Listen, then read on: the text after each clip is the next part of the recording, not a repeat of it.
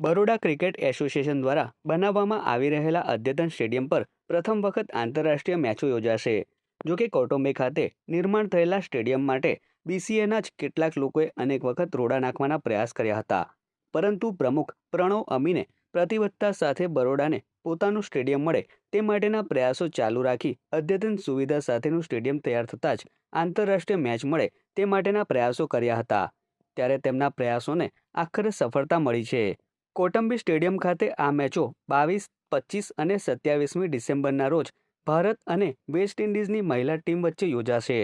વડોદરાના ક્રિકેટ રસિકોને લાંબા સમય બાદ રોમાંચક ક્રિકેટિંગ એક્શન મોડ જોવા મળશે. આ પૈકી પ્રથમ 2 મેચ ડે નાઇટ મેચ અને ત્રીજી ડે મેચ રમાશે. કોટંબી સ્ટેડિયમ તેની સ્ટેડિયમ માટે એપ્રોચ રોડની કામગીરી ટૂંક સમયમાં જ શરૂ થશે. અત્રે ઉલ્લેખનીય છે કે બરોડામાં વર્ષ 2019માં ભારત અને સાઉથ આફ્રિકા મહિલા ટીમ વચ્ચે આંતરરાષ્ટ્રીય મેચ રમાઈ હતી. આ સ્ટેડિયમ બહુ સરસ સ્ટેડિયમ બાંધ્યું છે. વી હેવ સીન, અમે બહુ બધા ઇન્ડિયાના બીજા સ્ટેડિયમો જોયેલા.